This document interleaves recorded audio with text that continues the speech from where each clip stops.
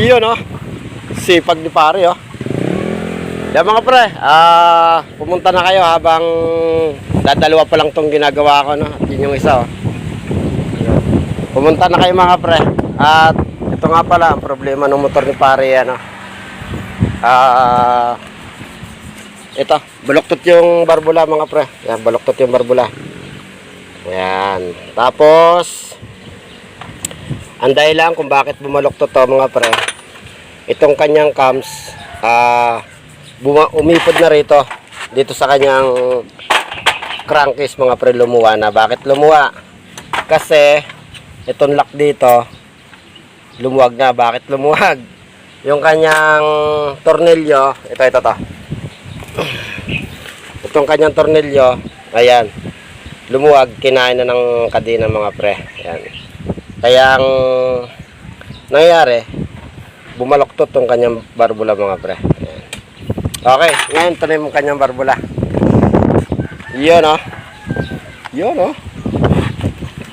Okay, buksan yan. Ito na mga pre. Ayan. Bagong bago. Ayan. Replacement nga lang siya pero goods na rin yan. Tapos siyempre tensioner mga pre. Hindi mawawala yung tensioner. Kasi yung kanyang tensioner ay wala na. Ito. Wala na to mga pre. Ayan. Sira na to. Okay. Sa mga pumunta na kayo. At ito naman ilang oras lang gagawin. Tapos yung kanyang shock telescopic, puro tagis yan mga pre. Ayan. Ang gagawin natin, marami na tayong ginawa. Dadagdagan pa natin with grasa na. Ayan. Pabili tayo ng grasa oh. Iyon oh. Oh, grasa yan mga pre. Grasa na ilalagay natin doon, hindi na langis mga pre. Okay, yun lang. Bye-bye.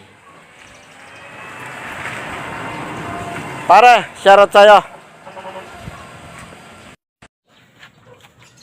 Ito na mga pre, ito na yung harness nung pinulweb natin ano.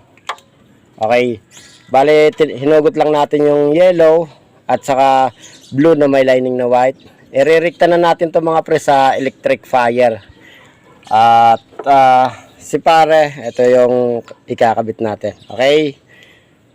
Yun galing sa stator na dalawa. Charging na tong dalawang to mga pre. Ito na yung charging ha. Okay, ito na yung papasok dito. Ang kuryente na ilalabas nito, papasok dito sa electric fire natin at ilalabas naman ng kulay pula papuntang baterya. O mga pre, ayos lang natin to at simulan na natin yung pagwawiring.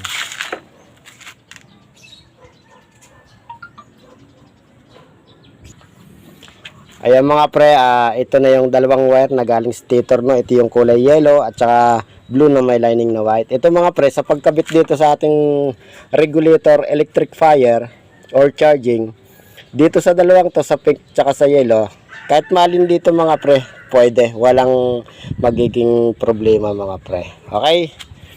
Ngayon, kabit na natin. Patulan na natin, napaba yung ating napaba yung wire natin. Okay.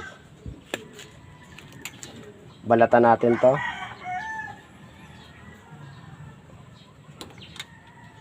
Yung ating cutter mga pre, medyo mapurol na oh. Kailangan naghahanap na ng bago to. Okay. Next naman, putulin na rin natin to. Ayan.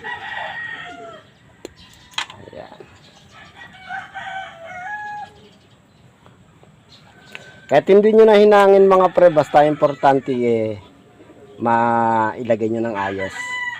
Hindi na naman magkakaroon ng loose contact dyan. Dahil siyempre naipulupot naman ng maayos at nalagyan naman ng maayos na electrical tape.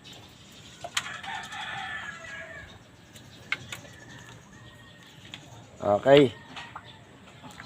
Magsimula tayo sa dilaw mga pre, sa ating electric fire. Dito, kahit malin dito, walang problema kung saan siya mapatapat. Pwedeng mapatapat siya sa blue na may lining na white or sa mismong dilaw mga pre. Okay, kabitan natin. Ipulupot lang natin ng maayos mga pre para hindi matanggal no.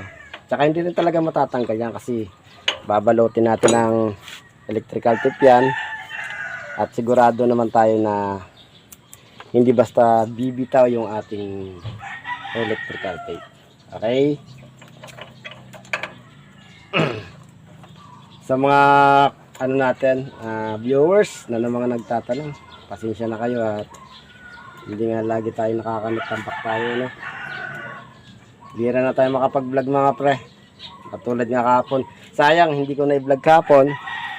Yung ano natin, yung full wave natin ng Wind 125 mga pre. Di ba, sa susunod. Baka, maaaring may magpagawa pa naman ng Wind. Ayan, papakita ko sa inyo kung paano tayo din mag-full wave noon.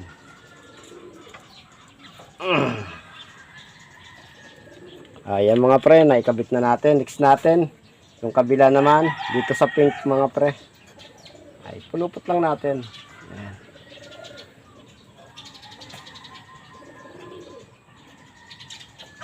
Gagandahan lang natin mga pre ng pagkaka-tape at pulupot para hindi matanggal. Kahit hindi na natin hinangin yan.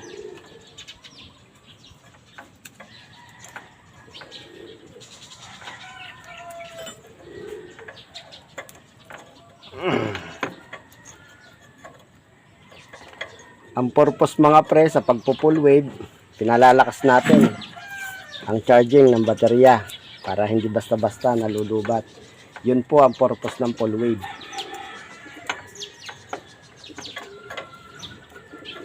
Ayan. Doon pala sa mga nagtatanong sa atin kung saan yung ano natin, area natin.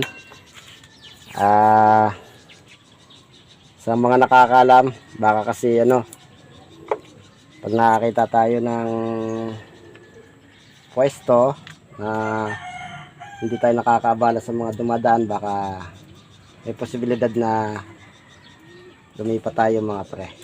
Okay? Ayan, sa mga magpapagawa, habang di pa ako naalis dito, magpagawa na kayo sa mga nakakaalam. Kasi pag lumipat tayo, siyempre mahirapan na naman kayong maghanap sa akin. Ayan. Ayan mga pre, naibalot na natin. Next natin itong mga pre. Dito sa wire na galing mismo sa ating stator. Ayan. Okay. Stator, sorry. Wire ng ating harness mga pre. Ayan, nalilito na. Hindi pa nakain eh. Tanghali na. Okay. Okay. Dito tayo magsisimula mga pre sa white. Okay. Itong kulay puting to mga pre. Ito. Kung nakikita nyo. Galing ng ano yan ha. Yan yung rectang baterya. Ito. Yan. Balatan natin.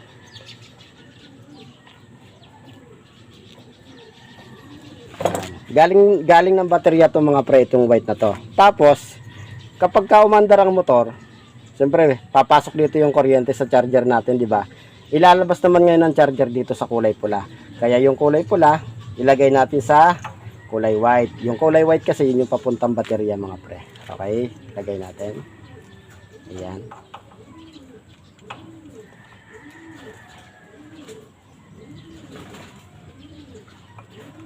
Okay.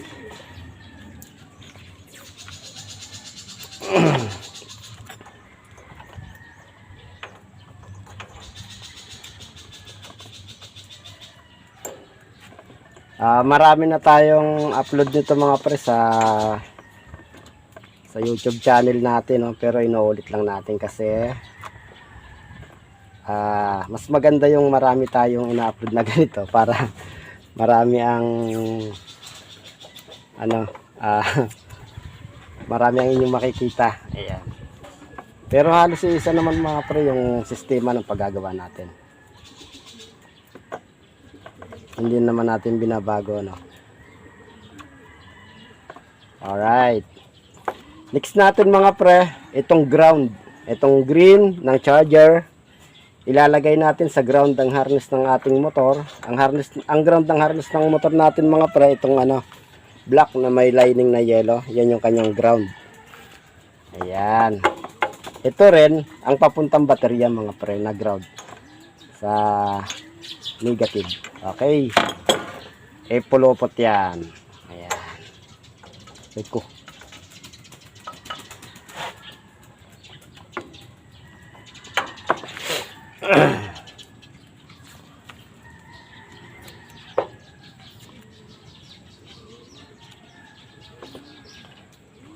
Ayan. Medyo di ata kita. Ayusin na natin. Iyon, no? Ayan.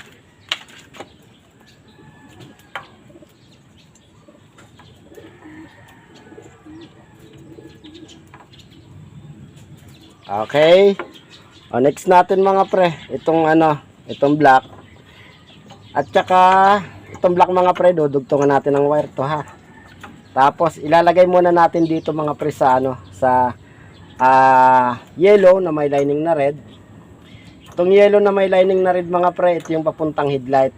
Ang mangyayari sa headlight kapag nilagay natin to, lagay arit ko. Natinik pa. Okay, lagay natin mga pre ha. Kasi ito yung sa headlight natin. Ang gagawin natin, iba-battery operated natin yung headlight. Ibig sabihin, battery operated, kapag may laman ang baterya mo, may laman hindi mo na kailangan paandarin yung motor para magkaroon ka ng headlight mga pre. Pag sinusi mo, magkakaroon ka na ng headlight pagka binuhay mo yung susian mo. Tapos pag binuhay mo yung headlight mo, magkakaroon na ng supply ang gawa ng galing sa baterya ang kuryente na gagamitin natin dyan sa headlight. Tapos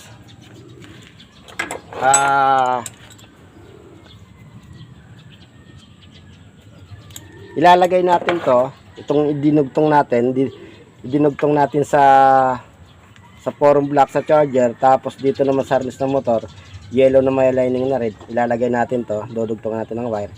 Ilalagay natin to mga pre sa accessory wire. Okay. Ang accessories wire ng Bajaj City 100 light brown mga pre. Okay. Sa light brown natin siya ilalagay. Pwede tayong kumuha sa pot brick, pwede tayong kumuha sa relay. Ayan. Kahit saan, kung saan nyo gusto. Pero sa atin, ilalagay natin to dito sa pinakamalapit para mixing wire lang magagamit natin.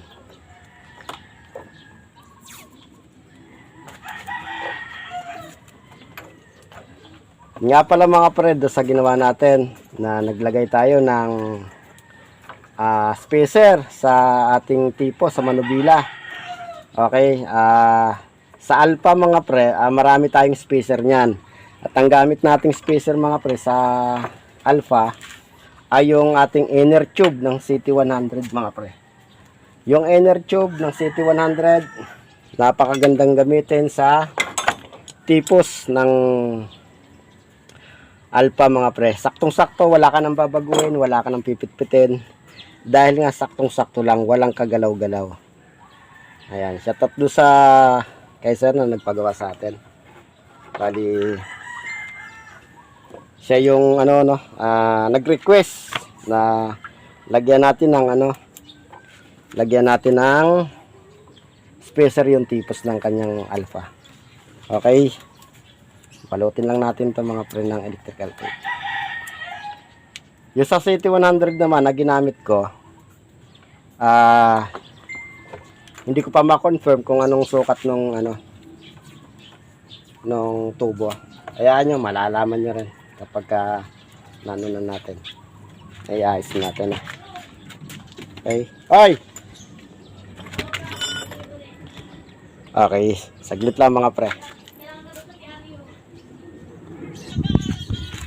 Ito na mga pre, itutuloy na natin.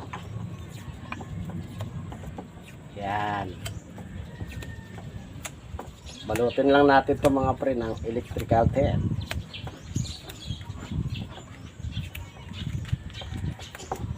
Okay. Tapos, suot natin dito.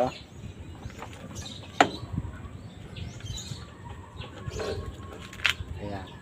O, dugtungan natin mga pre. Kulang pa. Ayos na ayos yung makina. Ayos na ayos. Oo. Sabi ko sa'yo eh. Good, good. Hindi ko inasahan eh. Kaya din yung yung... Sa akin? Oo. Oo. Oo nga. Yun lang talaga, yung natanggal yung ilaw, yung hindi ko mahanap kung saan ano eh. Pare, okay lang, hintay mo ako saglit. O sige lang. Binatawag ako sa PRU eh. Ay, ngayon? Oo, saglit lang ako. Saglit ka lang. O, Oo. sige. Okay lang? Okay lang. Kanino motor to? Sa customer. Ah, iniwan na lang. Full wave, oh. Ang dami nga stator yun.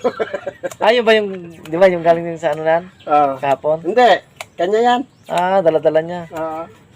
Eh, kung mabili mo yan, pre, mahal yan. Pinapa full wave. Hmm. Saglit lang ako pareha. Sige, sige, sige. Kumain ka na ba? Oo, tapos na. Okay. Mga, wala na pong siguro isang oras. Doon? Oo. Wala. Saglit lang. Iya, ako muna bantay dito. Ito mga pre. Kita ba?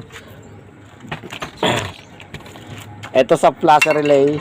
Ayan. Dito na tayo kumuha mga pre. Itong light brown. Ayan. Balata lang natin. Tapos, natin ko kulit yan.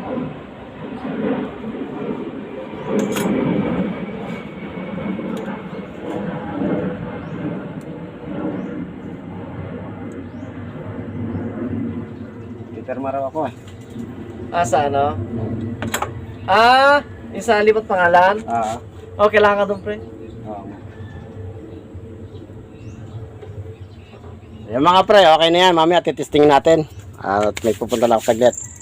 Babalik agad ako. Bye!